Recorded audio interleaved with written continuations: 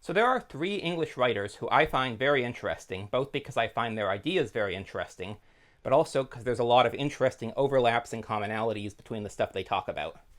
And one of the overlaps and commonalities is that all three of them have defended fairy tales, or fairy tale-like stories, as being more real in some ways than realistic fiction or nonfiction. And so these three writers, these three Englishmen that I mentioned, are GK Chesterton, C.S. Lewis, and Idries Shah, who I talked about in my video on attention. And all three of them have a different approach to fairy tales and folklore in their own lives. Idries Shah was a collector of folklore, and he published two series. This one is the stories of Nasreddin, who is someone I'm going to talk about more in the future. He's a wise fool or trickster character, but the stories are interesting, useful as teaching tales, which is how Shah uses them in some of his other works. And then this one is part of his series World Tales, where basically he said, so you had the Brothers Grimm, Hans Christian Andersen, and Charles Perrault, and they collected a lot of European fairy tales, and those became the standard. And so there were a lot of other stories that were lost, even if they were common cross-culturally, because they didn't make it into Grimm, Andersen, or Perrault. And interestingly today, it's easy to find collections of Grimm and Andersen, but it's actually kind of hard to find collections of Perrault. And I have one, but it was uncomfortably expensive, whereas you can get really cheap Grimm and Andersen collections. And one of the collections that Idries Shah mentioned in here as being neglected, fortunately I was able to get in an English translation now, which is this collection of Hindu stories that were, according to Shah, used to educate princes or nobility in terms of how they were supposed to behave. Then you have C.S. Lewis, who everyone knows Narnia, and everyone also knows that Narnia was written as an allegory for Christianity. And C.S. Lewis, in one of these essays in here, I believe, is kind of annoyed by this, and he's like, no, that's not... I was trying to write a good story. Nobody should set out trying to write a story with a moral unless they can't write a story any other way. But because Lewis was himself devoutly Christian, Narnia ended up having a lot of Christian themes. And it's interesting because in his space trilogy, his science fiction series, at the start of this book, which, by the way, just look at this cover. Isn't it gorgeous? If I could get like a print of just the cover art, I would would hang it on my wall. But anyways, in the introduction to this book, he is saying, like, basically don't read too much into it. In fact, this story can be read by itself, but also as a sequel to Out of the Silent Planet, in which some account was given of Ransom's adventures on Mars, or as its inhabitants call it, Malacandra.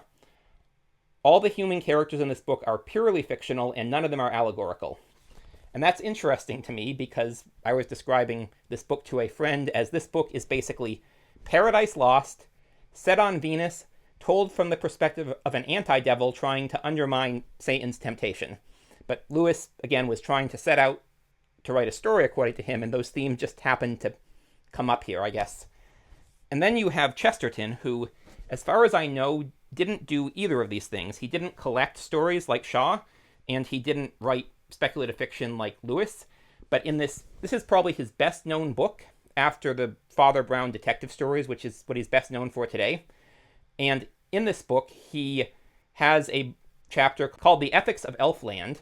And in the start of this chapter, he talks about the logic of fairy tales and says that you have two kinds of logic. Things that are inherently true, like 2 + 2 = 4, and things that we presume to be true because we haven't seen otherwise, like trees grow fruit but not candelabras, or today we might say smartphones. But there's no inherent reason trees couldn't grow smartphones, and in fairyland they might.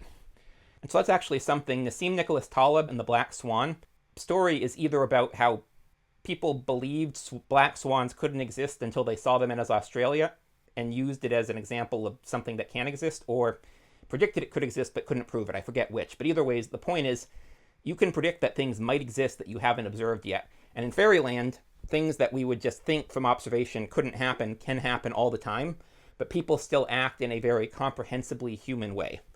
And so all three of them have defended this value of fairy tales, sort of folkloric fantasy collections for audiences, and even as being more real than a lot of like the realistic stuff that serious people take seriously. And I also lifelong interest in fairy tales and folklore. I wanted to share a couple of books that I have here related to that. So on one hand, there are a couple of science fiction writers.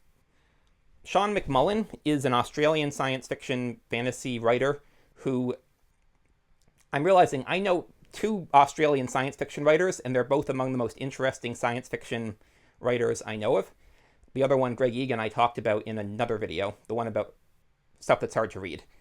And so in this one, well, I don't know if it's this book. He has 3 collections of stories, and these were the first time that I actually kept a book that was Kindle Direct Publishing print on demand, because the font is laid out like well. They do the margins well, I think, and it's actually a quality book. And I had not seen that. Like at the time, people were doing KDP they were doing the cheapest publishing. But anyways, this book, or these 3 collections that he has, they have a number of stories that are either set in like modern fairy tales or that are very fairy tale in feeling.